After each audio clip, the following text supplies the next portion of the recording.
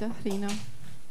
Riina ütles, ma olen küll sama tubli kui Rainer, aga ma arvan, et ma ei ole, sest kui Rainer oleks siin seisnud ja nagu me rääkisime, et täna on sünnipäev, siis tema armastab ikkagi sünnipäevasid alustada lauluga. Aga ma arvan, ma ei oska nii palju hästi laulda, et teile seda häält üles anda. Aga igal juhul palju õnne Alutagusele. Ja nüüd, kui mõelda, et üldse, et 5 aastat, et mis see siis iganes tähendab. Ma jällegi võib-olla vaatan, tõmban selle pildi laiemaks, et kui mõelda, et kui vanad need rahvuspargid üldse maailmas on, et esimene Yellowstone'i rahvuspark sai tehtud juba ülemöödunud sajandil ja hästi huvitav oli tegelikult see, et tegelikult võttis üle 100 aasta või praktiliselt 100 aastat, millal jõudis see, ma nüüd valetan, see jõudis üsna kiiresti nii-öelda sinna Rootsi, ehk et eelmise sajandi alguses juba Rootsis tehti siis uus rahvuspark esimene, aga Eestis siis tehti esimene rahvuspark. Ma ei tea, nüüd ma võin võib-olla esitada teile Viktoriini küsimuse, millal? Lahemaal. Just, täpselt. Ja tegelikult, kui mõelda, et Lahemaal me tähistasime mõned aastad tagasi 50. juubelit, täna me tähistame sel aastal 3 rahvuspargil 30 aasta juubelit ja siis on meil veel üks rahvuspark Matsalu, mis on tegelikult, ma vaatasin just, et 19 aastat vana, et järgmine aasta saab Matsalu 20 aastaseks ja siis on tükk tühja maad ja tuli Alutaguse. Ehk et peaaegu 20 aastat olid vahed enne, kui nii-öelda meie selles vabas Eestis tuli uus rahvuspark.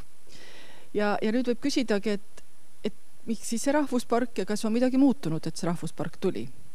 Ma arvan, et sellele küsimusele te saate ise kõige rohkem vastata ja mõelda. Mina saan anda siit Keskkonnaameti poolse vaate, milline see on. Ja ma võin öelda tegelikult, kui meil nüüd mõned nädalad tagasi oli Soomaal nende 3 rahvuspargi Karula, Sooma ja Vilsandi nii-öelda 30 aasta juubeli tähistamine, siis olid sinna kokku või ette kutsutud, ma ei tea, kas 5 meest, kes nende rahvusparkide loomise juures olid ja hästi lahe oli see, kuidas tegelikult kõik need 5 mees mäletasid erinevalt, kuidas see rahvuspark tehti.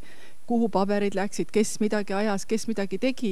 Ja ma mõtlesin, et tegelikult kuna Alutaguse nii värske veel, et siis peaks võib-olla kirja panema, kuidas Alutaguse ikkagi päriselt sündis, kus see idee alguse sai ja miks ta sellisena tuli, nagu ta praegu on.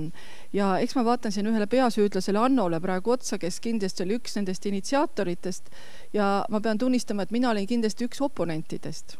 Ja mitte üldse halvas mõttes oponentidest, vaid just selles mõttes, et kui me teeme midagi, siis ma tahan, et see oleks väga sisuga täidetud, mitte nime pärast.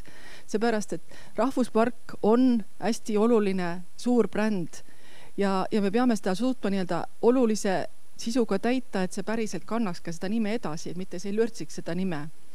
Ja ma arvan, et selle 5 aasta jooksul, mis siin Alutagusel praegu toimunud on, siis ma arvan just koostöös kohaliku kogukonnaga, koos RMK-ga ja teiste asutustega, ka ministeeriumiga kindlasti on, ma arvan, hästi suur pluss kirja saadud. Et selle 5 aasta jooksul on ikka päris palju juba ära tehtud.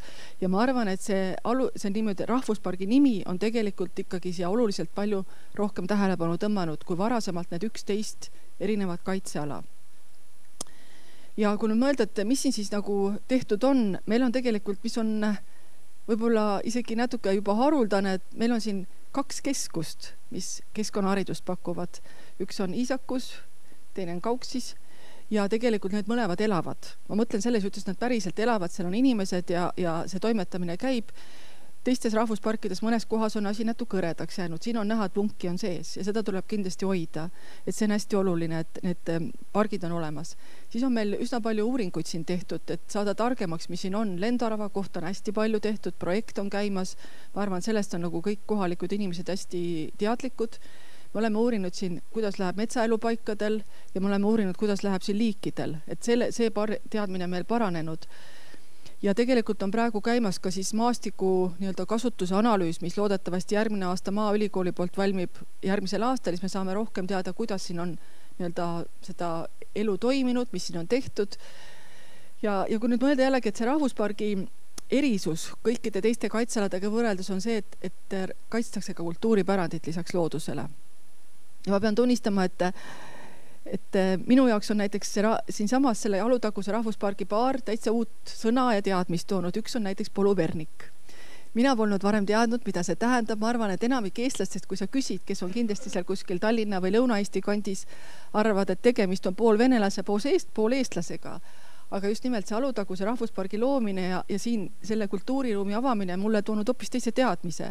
Ja ma arvan, et selliste asjadega tuleb edasi töötada, inimesi harida, mida need tegelikult tähendavad, need asjad. Kriivad on näiteks teine uus asi, mida varem ei teadnud, et ma arvan, et see Alutaguse rahvuspargi loomine, siia selle kultuuripärandi mõõtme juurde toomine on hästi palju sellele asjale juurde andnud vunki ja teadmisi. Ja kuidas edasi?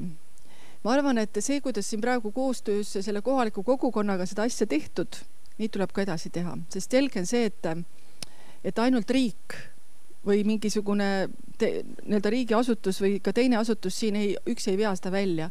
Siin peab olema kindlasti huvi kohalike inimeste poolt. Peab vaatama, kas kuskil laiemalt, et mingi projekte saaks teha, et jällegi rohkem seda kihistust siia tekitada. Et sellega tuleb kindlasti edasi minna ja ma tean, et siin on juba huvi selles osas, et proovida taotleda säästva turismi sertifikaati, väga toetame seda. Ja ma ütlen, et üks asi on isegi selle sertifikaadi saamine, aga teine palju olulisem asi on see, et tegelikult see protsess ise.